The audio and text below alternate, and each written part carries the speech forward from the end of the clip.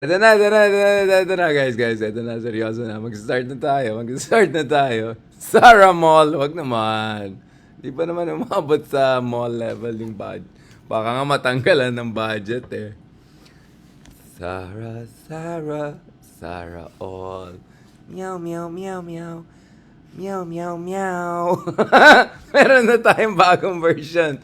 Sarah all. Meow, meow, meow, meow. Meow, meow, meow. Hindi na siya kwando. Ano siya? Meow, meow, meow, meow. Meow. Okay na, ito na, guys.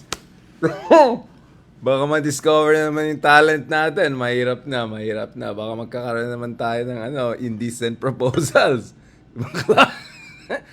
Guys, respectable tayong tao. Seryoso tayong tao. But once in a while, meow, meow, meow, meow.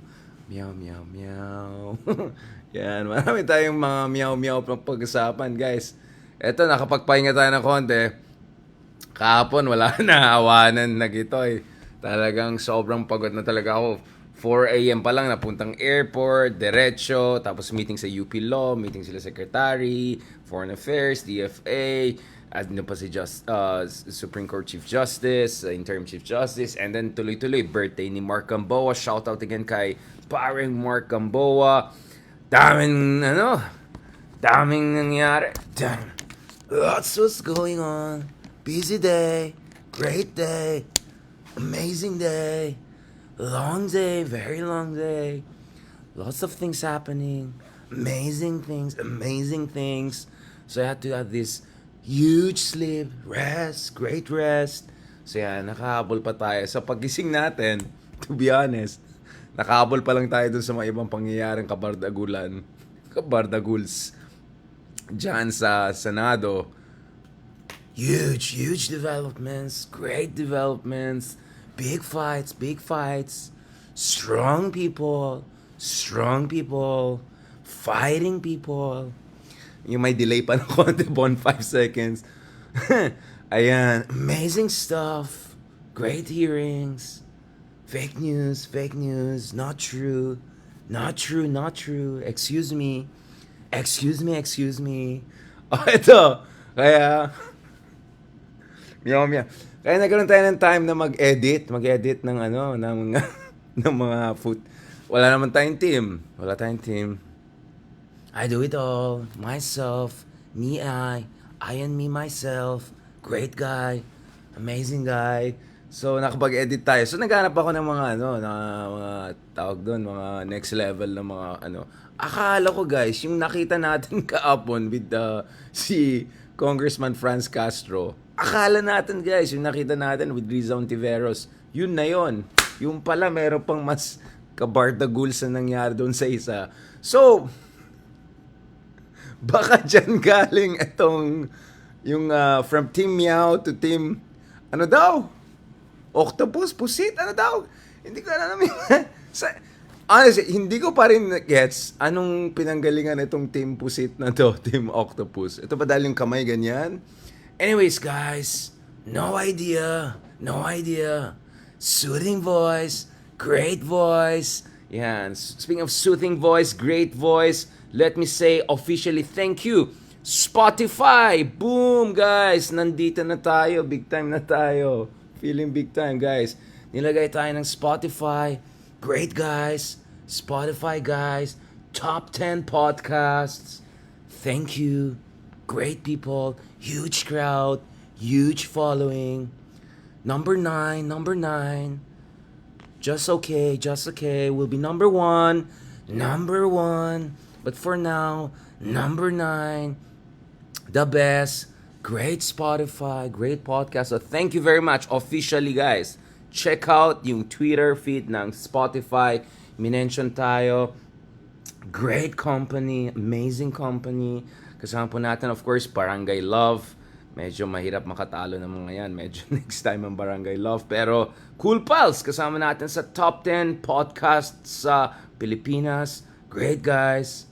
Amazing guys. And then, of course, guys, kasama po natin si Will Talks, Pinoy Horror Stories, Papa Dutit Stories, Dear MOR, Tagalog horror stories. Dalawang horror stories. Why do we need horror stories? Andyan na nga yung politika natin. Dear MOR, Book of Bad Ideas, and then ito, Booyaka siya. Talagang tinabi tayo ng Cool Palsa. Back to back, top 10. Great guys. Amazing guys. Great guys. Post natin para makita ng mga kasama natin. Amazing people. Best people. Top people. Ayan, si... sa impression natin kaya na naging great guy. Gusto ko talaga, great guy. Great guy. Yan. Yan talaga. Yun, pag nakuha mo yon yung great guys. Amazing guy. Ganun. Pag nakuha mo yun, guys, eto na. You have arrived. You're officially part of the November, ito post natin, guys. Top 10 of the week. Booyaka siya. Hey Dariani. Great guy. Amazing guy. Ayan, post natin dito para makita naman natin. Guys. Alam ko na medyo, but guys, medyo emotional na ako. Medyo emotional. A little bit emotional. A little bit. This is huge. Great guys. Ayan, okay, na-post natin. So yan, nakita natin yung mga top 10. Talagang thank you so much. Let me say super thank you also dun sa mga new fans and supporters natin from Cool Pals Universe. When KP meets Deep Dive, Cometa, wonderful things happen. So I'm medyo makapal mooks, but open suggestion, just thinking out loud here. Baka naman, gusto nyo, monthly na tayo, regular na tayo, crossover with Cool Pals. Medyo similar pa yung studio natin. How we can do that, especially with the elections coming in. I'm not gonna give away too much, but behind the scenes, I'm pushing for a joint mega event. Huge event. Great event. Para kasama natin tayo, Cool Pals, top podcasters in the Philippines. Amazing people. Para lahat tayo kasama tayo together. So guys, please, yung mga nagtatanong, what is your ano po yung ayan na yung mga yung mga troll block yan. Yung mga nagtatanong ano po yung plan niyo na malapit na po kayo mag 100,000 YouTuber officially, God willing, inshallah. Well, we're trying to put it together para hopefully we can have a big event, medyo Spotify style with all of these amazing people, more with Cool Pals. So don't worry, I'm trying to arrange all of those things. Baka naman kung ano naman tayo, medyo big time tayo, baka naman ma-check din natin yung bagong Fold 6 Samsung. Yan. Baka naman. Hindi naman tayo Kaloy, di pa tayo nanalo ng Olympics, pero baka naman Samsung gusto niya mag-sponsor. And so, hopefully down the road, we want to get like official sponsors and everything like that. Samsung, great stuff, great technology, amazing technology, lalo yung Fold, very nice, very good. You can read books, like Kindle, amazing. So yun guys, I'm super thankful. I'll tell you what guys, medyo naiiyak ako dito. Now, to be honest, I remember very well not long ago sinasabi ng ibang tao na politics, walang makinig sa inyo, wala, konyotik ka, wala yung mga tao, di kasi seryoso, wala ka, or siguro yung iba medyo more charitable, ikaw Richard, pang social ka, doon ka na lang muna sa CNN International, BBC, yung mga ginagawa mong mainstream, medyo andun ka masyado, di ka pwede dito, ganyan. I always said, no. First of all, I don't agree with that. Second, a true mark of genius, not genius, maybe too much, too great. No, but if you're really good, kaya mo lumevel. Yeah, siguro konyotic pa yung accent natin, medyo ganyan yung mga forma natin. Sige, fine, maybe we don't like, but kailangan mo lumilevel. Okay, kailangan mo lumilevel. At you see, I'll tell you what, as an Ilocano, one of the things I'm very proud of being Ilocano, not the Marcos obviously, is yung egalitarianism namin. Pag Ilocano kami, whether kasambahay, whether si kuya driver, ganun, we all have to eat together. Honestly, naiinis kami pag yung iba gumagawa ng distinction. Doon kayo sa kitchen. Ayaw ko yan. So, from a very, very young age, guys, na-train po tayo ng pamilya natin to be able to deal with people of all socioeconomic classes. And I'll tell you what, never din kami intimidated. Ako, tito ko, lola ko lalo, we were never intimidated. President, whatever people, sikat people, rich people, wala sa amin yan. So we can communicate with folks at the same time, hindi kami na-intimidate ng ibang tao. Proud, middle class, Baguio, Ilocano people. That was my upbringing. At of course, scholar tayo ng bayan, UP tayo, and on the sides, nananal tayo ng mga wars, 10,000 young men in the Philippines, 1,000 young persons in the world, mga ganun. So, na-train po tayo to be able to communicate with people at different levels. And I'll tell you what, the 5 years that I work with GMA Network, and my heart goes to GMA Network, thank you so much for all that amazing 5 years we had together.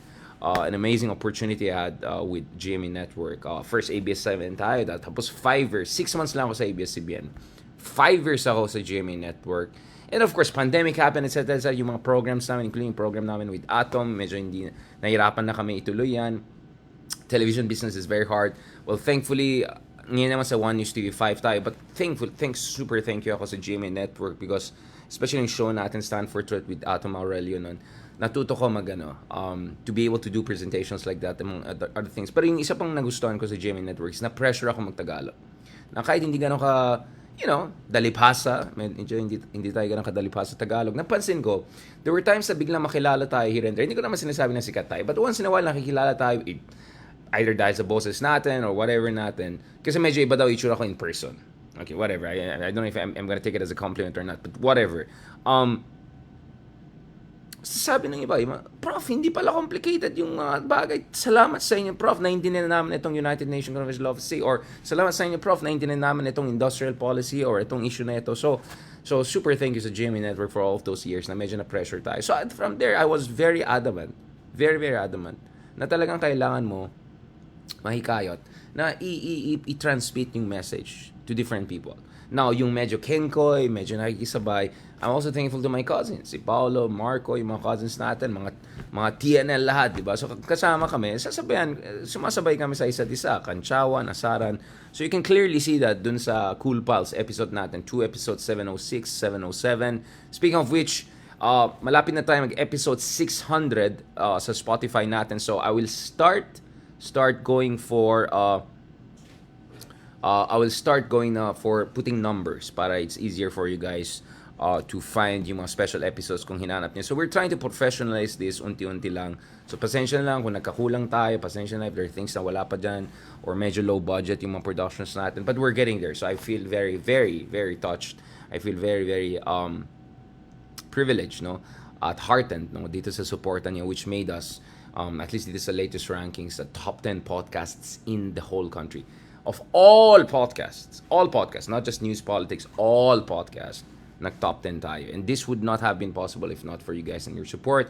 Obviously, alam niyo naman, of course, target natin to keep it consistent in top 10, and most importantly, you never know, right? We can push it to the next level even. God willing, inshallah. Okay, on that note, thank you very much, guys. Now, pag-usapan natin, let's get down to business. Boom! Let's get down to business. Let's talk about itong mga latest na pangyayari. So, kanina nung pinuntahan natin itong sabi ko balikan ko to at titignan natin. Kasi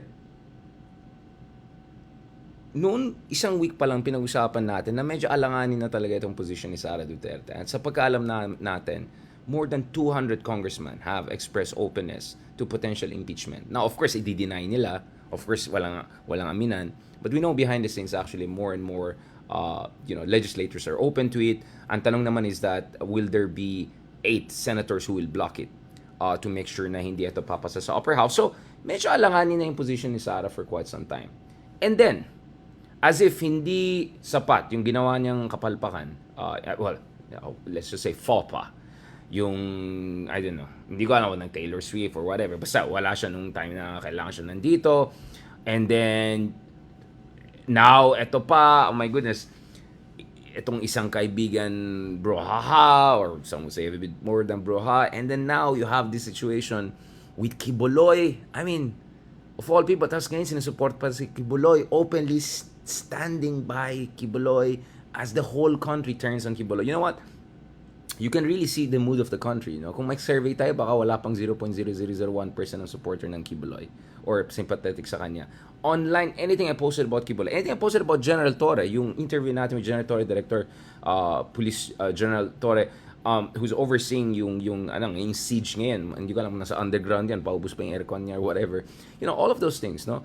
Sobrang positive yung response. I never thought in my life there'll be so much positive comments or support for the police official. And yet, that's what we saw because siguro ang daming galit na galit talaga sa Kibuloy and all of that. So, I mean, grabe, you can check that. So, immediately nag 50-60,000 views tayo dun sa very short interview na live na ginawa natin with General Torre nung gabi na nagsimula yung siege ng compound ni Kibuloy. No? So, you can see that. And like, grabe, ang daming comments. And ito.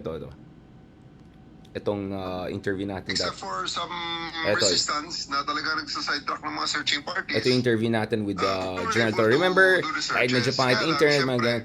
Considering that this is the first time Now, that many of us, or most of us, or almost all of us, tingnan mo, 500 comments. 500 comments.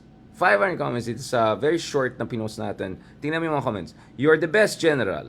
Mabuhay ang ating man on uniform. Saludo, General. Good job, General. Go, General. Salute to you, General Torre. General Torre, you're doing a great job. Gabayan lagi kayo ang buong may kapal, General Torre, and your PNP team. Gawin niyo pong lahat, General Torre. We salute you, General. Salute, General. Go, General. We salute, General. Mabuhay, General. Saludo, General. General Torre, saludo kami sa iyo. Ayan, tama po yung ginagawa niyo. Why can ang dami. General Torre, isa kayong tunay na kawal. Salute po. God bless you more, General. We salute you, General. Good work, General. I mean, talagang grabe. I salute you, General. Mabuhay po. Like, all of those positive comments. Look at it. And I'm sure this is echoed everywhere else. Kasi guys, YouTube yan. So wild yan. I mean, anyone can comment. Ang daming controls na nakuha. Of all interviews I've done, this is the first time na I've seen na 99.9% of all comments are positive. And to think this is about a police official, right? And pagdating sa ating kapulisan, no? Let's be honest, there's a lot of things we can talk about, a lot of controversial things. No? So I'm just saying, it's just interesting to see that kind of responses. And then for Sara to stand by Kibuloy pa. And to talk about human rights and due process and ayaw namin ng dahas, yung mga ganun, like, di ba? Parang zero self-awareness. And then when you thought, eto na, yung mga sablay pa na PR, ito nangyaring meltdown. Effectively meltdown nangyari dito sa lower house. Na ngayon pinag-usapan ng lahat. Grabe talaga. So sabi ko, tinignan ko tong yung isang exchange niya. Grabe naman, guys. Tingnan niyo naman.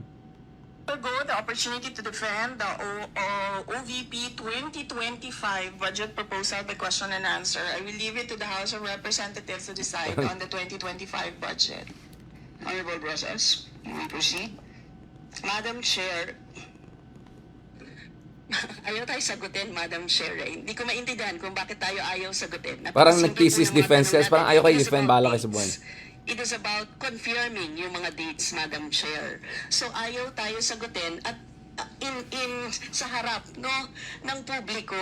Ang publiko po ay may karapatang malaman ito. Kaya po tayo nagka-question kaugnay dito, Madam Chair. This is about transparency and accountability. And it doesn't exempt the office of the Vice President. Exactly. No, Madam Chair. Parang sino ka, di ba? Ang feeling mo na hindi mo kailangan mag-explain sa sarili mo. Madam Vice President. She may not like Ayan. Ito yung favorite ko. my answer. She may not like. She may not like how She may I not. answer. She may not. She may not like the content of my answer. She may not. She may But not. I am answering. I do not have to answer to her. If I want to answer to the people, you will note that, Madam Vice President. If I want to answer She may to the not. people, She may I will not. proceed, Honorable Meron ng bagong ano, she may not. She may not. Ang gulo. Akala ko ba yung fans Castro pa yung crazy eh. I believe yun po ang kailangan natin gawin, ano? Sa isang simpleng mamamayan, kapag nagkamali ka ng kahit isa sa board na sasagutin at Madam Chair. Yes, honorable process, please proceed. Nagpapasa tayo ng application. Kailangan tama ang nakalagay, Madam Chair. Ipapasulit sa'yo kapag nagkamali sa board. Ganyan din ang Need no? to be acknowledged, Madam Vice President. Isa-isa lang Hindi po tayo. naman Hindi pwedeng naman sabihin sabihin niyo niyo na na hindi ako sumasagot dahil hindi niya gusto yung sagot ko. Yes. Baka hindi isa-isa lang maganda. po tayo magsasalita. So yes, honorable process. Yes, proceed and continue. Thank you, Madam Chair. Madam Chair, kailan sinabit ng OVP ang liquidation report ng 2022 confidential fund sa Intelligence and Confidential Fund Audit? Office Yun. ng Confidential Commissioner fund Audit? kasi issue yan eh. Yan, Madam Chair, siguro naman masasagot tayo ng OVP, Madam Chair. Madam Vice President. Diba? Tapos, I will forgo the opportunity to defend the OVP 2025 budget Ibang klase. proposal. By question and answer, I will leave it to the House of Representatives to decide. parang bahala kayo the dyan. proposal. Bahala kayo dyan. Bahala kayo dyan. Note that, if I want to answer to the people, we will note that, Madam Vice. Kaugnay dito, Madam Chair. Ibang klase Madam na. Chair.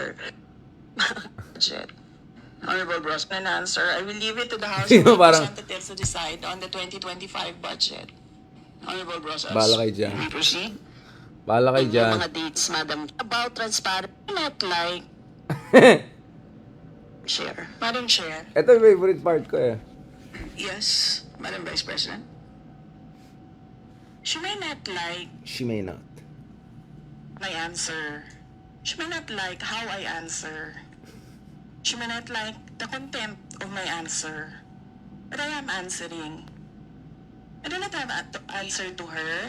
If I want to answer to the people, we will note that, Madam Vice President. If I want to senior people, we proceed, Honorable President. Madam Chair. Madam Chair. She may not. She may not. Ano, diba? She may not. She may not. She may not. She may not. Meow, meow, meow. Meow, meow, meow, meow. Meow, meow, meow, meow, meow. Yan. Okay, guys. Ito talaga. Shamana. Shamana. Shamana, shamana. Shamana. Shamana, shamana. And of course, this came, guys, on top of what we saw yung isang araw. It's talaga classic talaga to eh. My answer. She may not like how She may I not. answer. Yan, mga ko. Ito to. Shamana. She may not like Yun. my answer.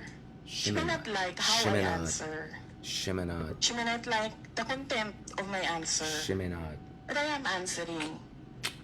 I do not have an answer to her. If I want to answer to the people. Oh, pa naman. Sino ba kayo? Diba? Sino ba kayo? Sino ka? Diba? Sino ka? Who you? Who you?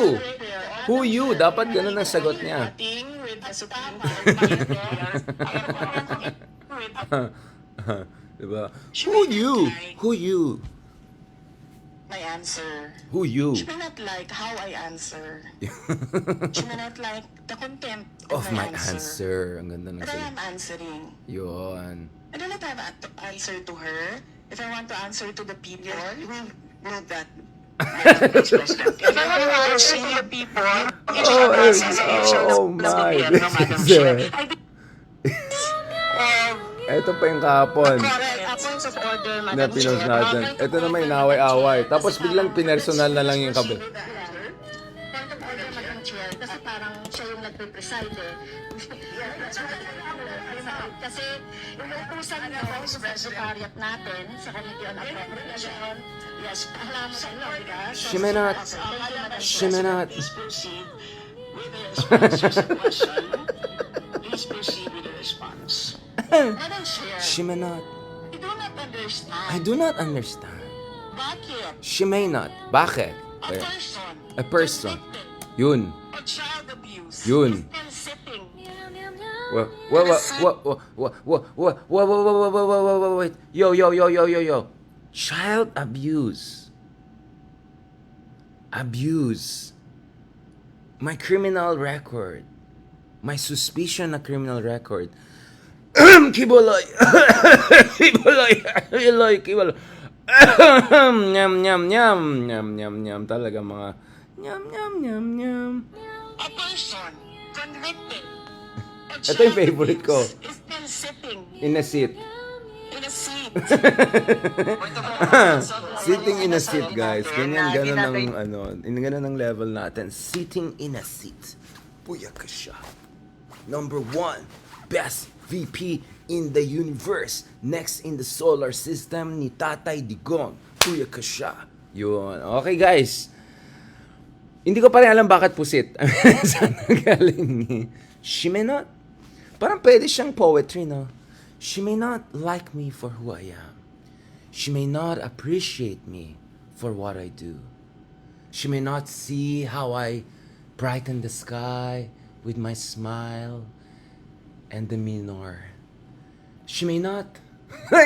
Parang gandang poet mong song na yun. Parang magsulat ka ng love letter. She may not know that I exist in this world. She may not see my heart beating for her every moment. She may not. Wait lang, guys. She may not appreciate what I do for her. She may not. Ayan na tayo, mga kakibs. Mga kakibs. Baka by the time na tapos na tayo sa natin, nakalabas na sa underground yung isang natin dyan. So ito talaga. Speaking of, this is very interesting, guys. This is very interesting. I remember back in the day, sinasabi ng tao na lutang daw yung dating vice president. Well, sabi nila, madam, and all of that. But interesting, grabe yung reaction. Napaka-positive reaction nung nagpakita si Ma'am Lenny sa Senate Philippines. No? Siguro na-appreciate din ni former Vice President Lenny Robredo, you know, the importance of what's happening in the Senate, yung mga hearings, among other things. So itong lumabas kahapon with with other senators there. In fact, yung mga kaibigan natin na senators na followers natin, yan sila Senator JV, nag-post din also with with former Vice President Lenny Robredo. At saka ang dami nag-react dito sa picture na yan, na parang si Amy, tapos si Lenny, ayan, sabi nung iba, Team liwanag na, wala na, nabulol na. Team lightness naman. Parang ito yung hindi nasasabi, kaliwanagan. Ito yung hindi nasabi ng mga ni Harry Roque. Ito pa ay laban ng kadiliman, puwersa ng kadiliman, laban sa kasamaan. yan. Ito, si Ma'am, yung ba naman sabi ng Ma'am, natural beauty. Yan. Okay, change topic na tayo. Baka kung saan mapuntang topic. Okay, guys, going back to this. Now, on a very serious note tayo dito. I'll tell you what. Itong sasabihin ko, guys. I'll tell you what. Wait lang. I-block muna natin itong mga walang yung trolls na to. Wala, laos na kayo. Nung time na nasa poder pa yung tatay nyo na ewan, hindi nyo kami kaya. Tapos ngayon pa kayo diba? Eto, ang dami mga team kadiliman. Ayan. Ayan. Okay, wala. Mahina. Weak. Ito, balikan natin to, guys. Okay. Oops. Ayan. Master. So, na-stress tayo. Ito, guys. Saan na yung, okay. Ito, guys.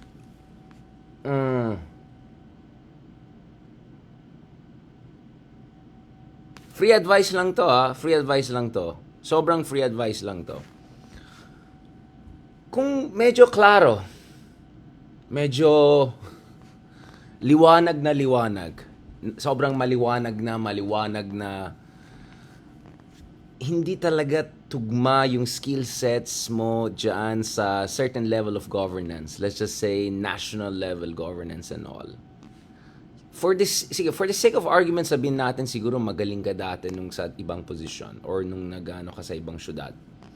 Pero kung obvious na talaga na hindi tumutugma yung skill sets mo dito sa national leadership level, right?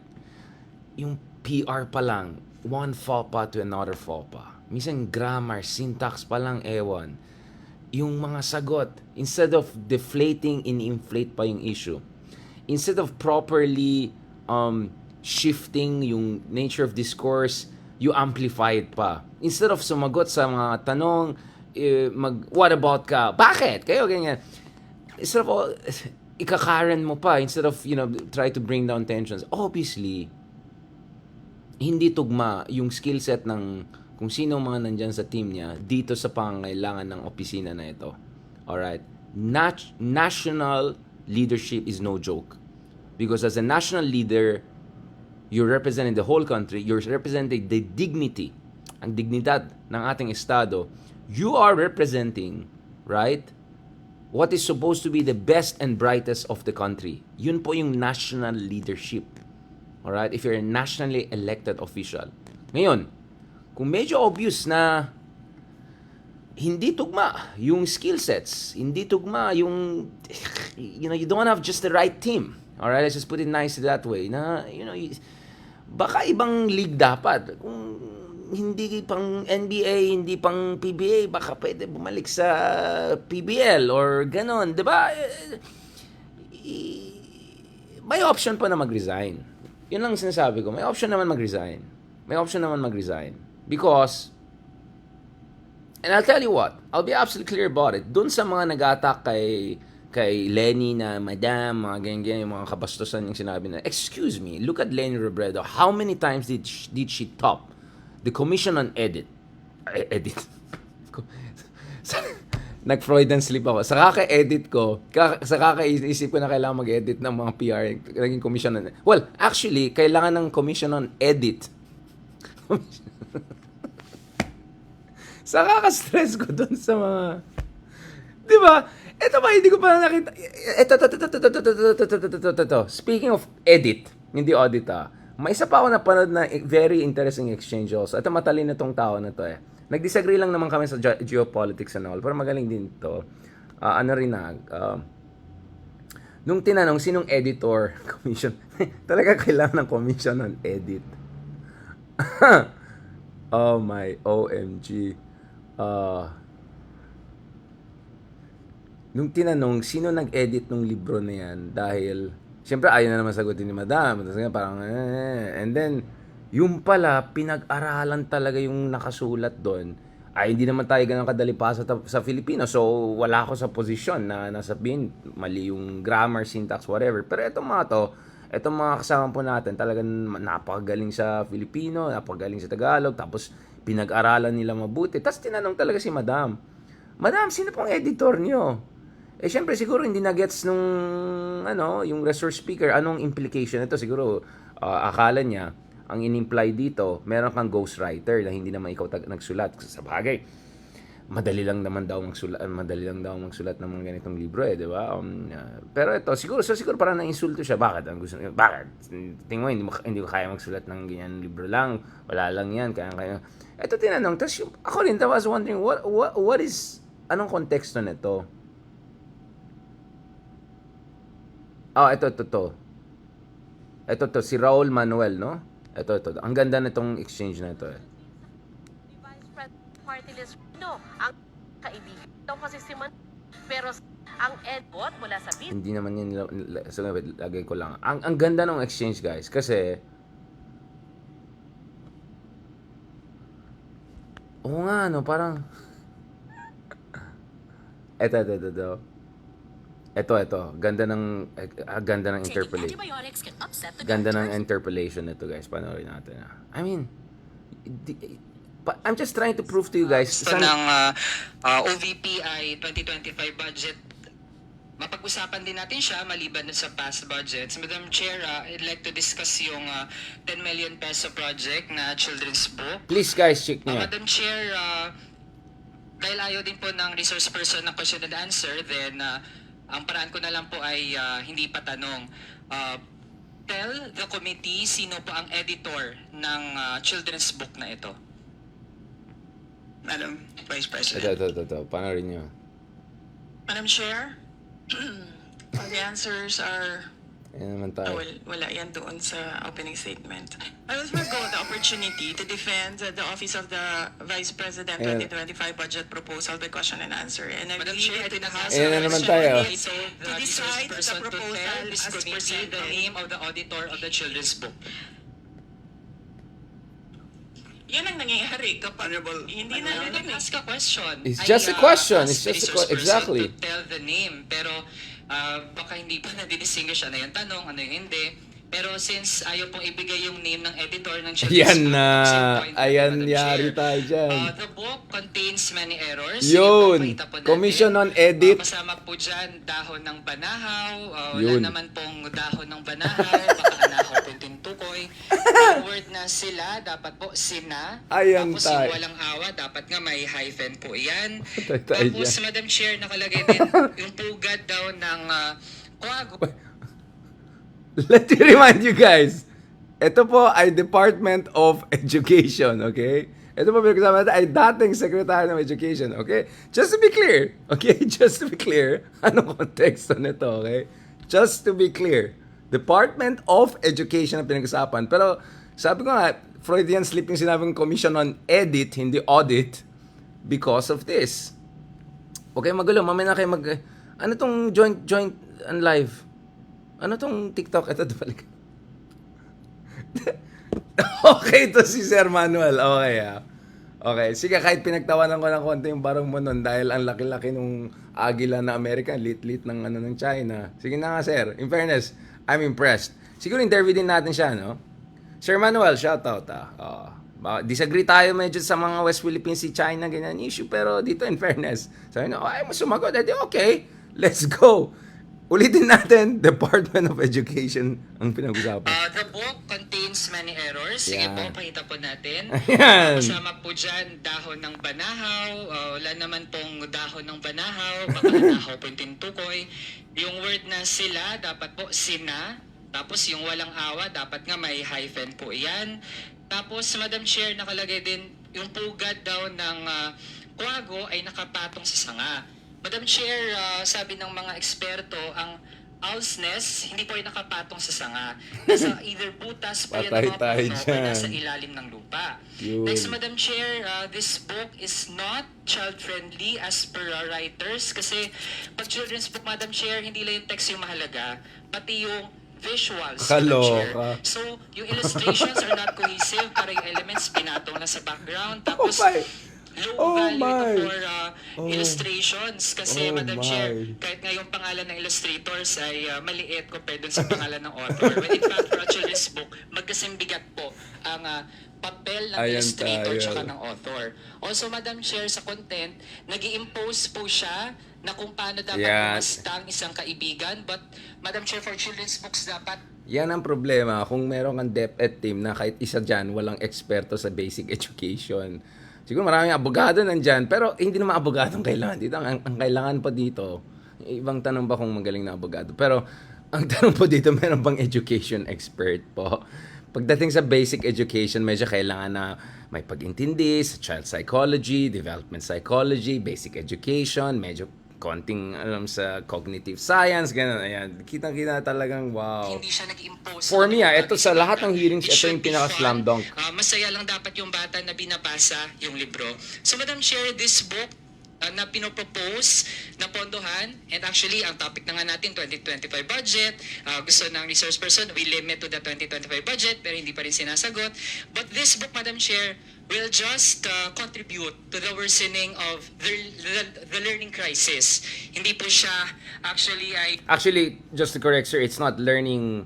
The technical term is learning poverty. No, yun yung ginamit ng World Bank. No, now more than 90% ng ating mga kabataan at certain level, I think grades 7 to 10, ay meron learning poverty. So pagdating sa functional literacy, reading, comprehension, kulang talaga. So akalain niyo guys, after 6 years ni Digong, isa sa pinakakulelat ang Pilipinas sa PISA rankings, isa sa worst on earth ang Pilipinas sa ano, tapos nilagay yung anak niya bilang DepEd Education Secretary. At ito yung kalawasan ng mga isa lang Kaya, libro na Madam sinulat Chair, niya, ganyan pa.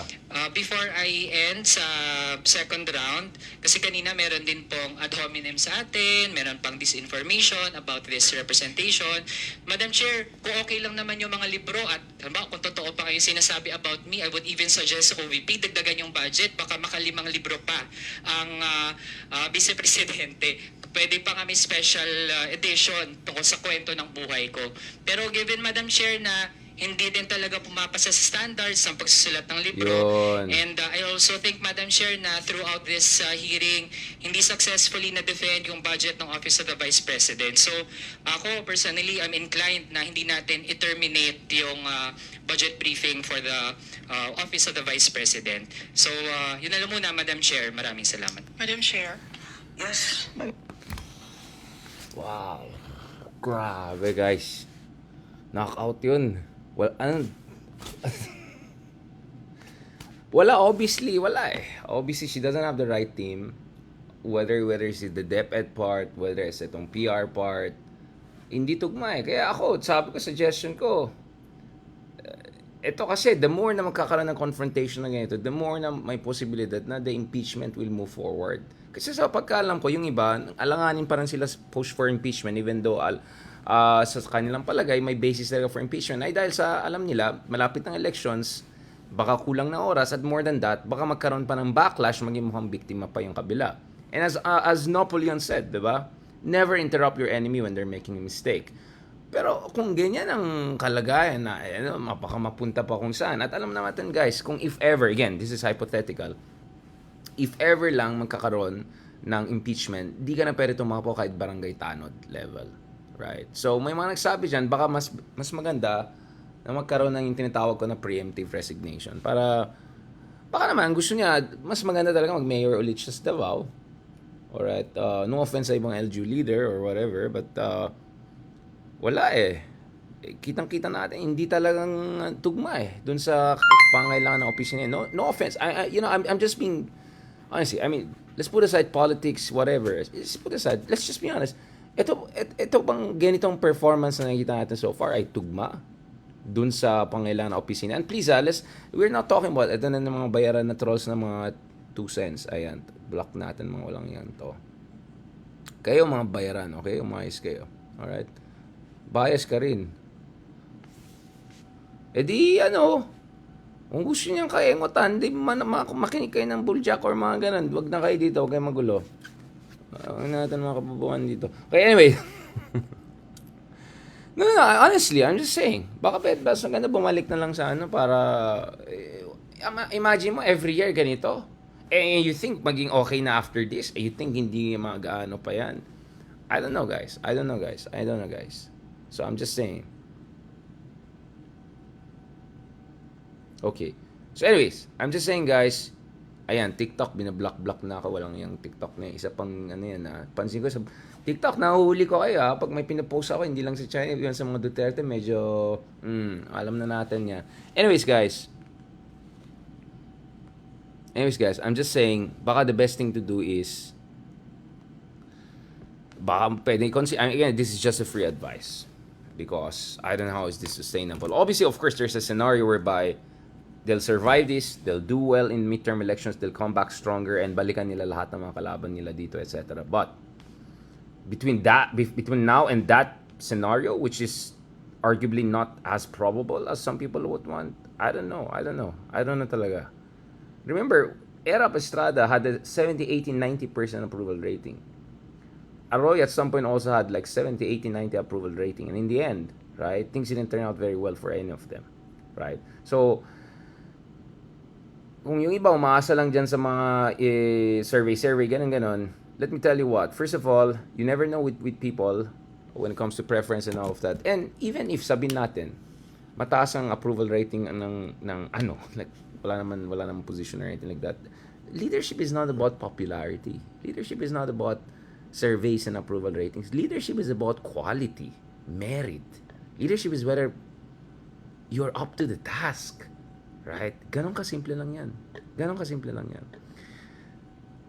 Now, We were hoping to have Justice Carpio actually with us today, but Muhammad, you have to reschedule that because I want to also talk about other things, including yung mga kakulangan na nakita natin sa kasalukuyan na presidente at administration. I have still concerns naman dun sa PhilHealth issue, among other things.